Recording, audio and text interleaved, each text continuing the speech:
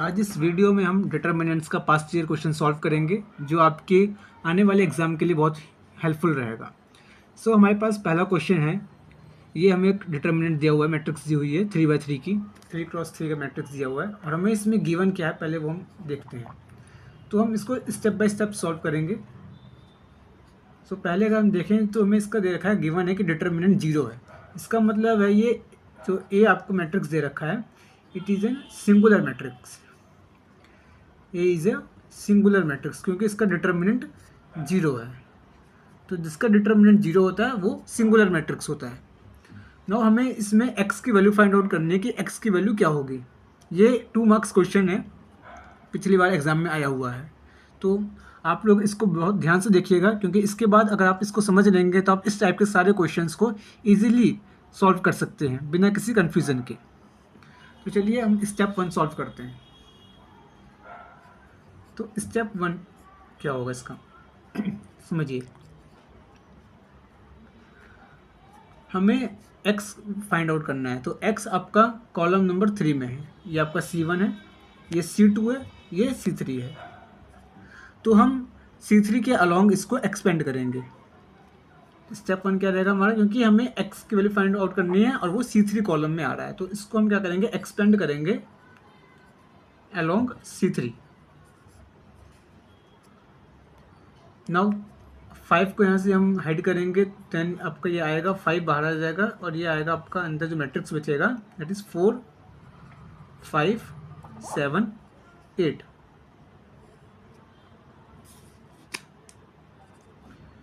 Then आप next matrix लेंगे, then plus, फिर इस 6 को बाहर ले लेंगे आप। देन आपके पास जो बचेगा मैट्रिक्स 6 का, आप ये जो रो है इस पर्टिकुलर रो को आप हाइड करेंगे और इसके कॉलम को हाइड करेंगे। देन आपके पास जो बचेगा 2 3 7 8। तो यहाँ पे लिख लीजिए 2 3 7 8। देन प्लस x ले लेंगे हम, यहाँ पे x वाले रो को हाइड करेंगे। देन हम अब x लेंगे, देन x वाले रो को हाइड करेंगे और कॉलम को हाइड करेंगे। तो हमारे पास 2 3 4 5 बचेगा। तो 2 3 4 5 ये हमने लिख लिया यहाँ पे। अच्छा, इसमें एक चीज़ का और ध्यान देना है जो मैंने मिस कर दिया। जब आप डिटरमिनेंट सॉल्व करते हैं तो आपको पता होता है हमेशा जो उसमें प्लस माइनस का साइन होता है वो कंसेक्यूटिव होता है, like plus minus, then plus minus plus minus. तो ये आपका 5 वाला जो कोफिशिएंट होगा इसका प्लस होगा और जो 6 वाला होगा ये माइनस होगा। तो इस चीज़ का आप ध्यान रखिएगा एग्ज़ाम टाइम पे। तो ये माइनस होगा देन ये प्लस हो जाएगा। अब इसको हम सॉल्व करेंगे 1 बाय 1, एक डिटरमिनेंट को सॉल्व करेंगे। लाइक 5 ये आपका 4 5 7 8 है। देन 4 इंटू 8 करेंगे हम यहाँ पे, 5 इंटू 7। आई होप आपको डिटरमिनेंट सॉल्व करना आता होगा। देन माइनस 6 आएगा, फिर इसको सॉल्व करेंगे 2 into 8 minus 3 into 7। Then plus का x,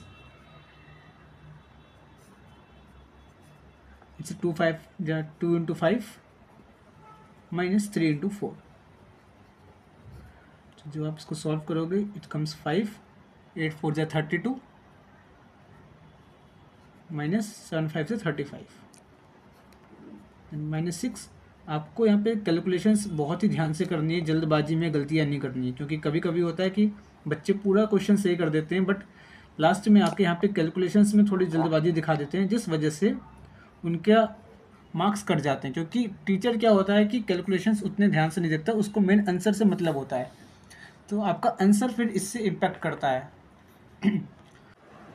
देन यहाँ पे सॉल्व करेंगे इसको हम आगे। देन 5 माइनस 3 माइनस 6 ये आएगा आपका माइनस का 5। इसको सॉल्व करेंगे हम, इसको सॉल्व करेंगे it comes two plus x into minus 2।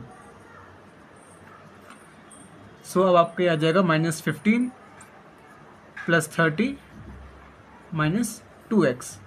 और डिटर्मिनेंट हमें इसका 0 दिया हुआ है, तो यहाँ पे हम राइट हैंड साइड में इसको हम 0 से इक्वल कर देंगे।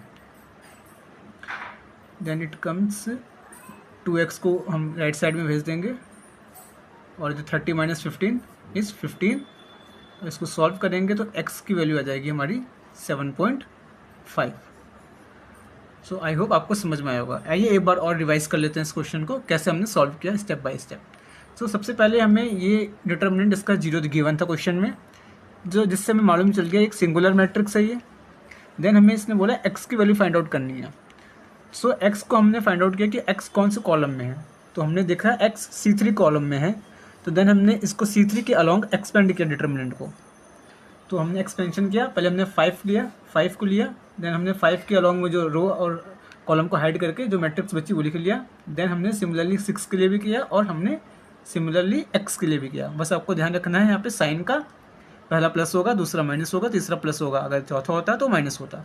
देन हमने सिंपल इसको डिटर्मिनेंट सॉल्व किया यहाँ पर 4, 5, 7, 8 को, और हमने फिर आगे इसको सिंपल आगे कैलकुलेशंस करके हमने आंसर फाइंड आउट कर लिया। सो आई होप अगर ये एग्जाम में आएगा तो आपको 2 मार्क्स ये ईजी आप इसको निकाल सकते हैं।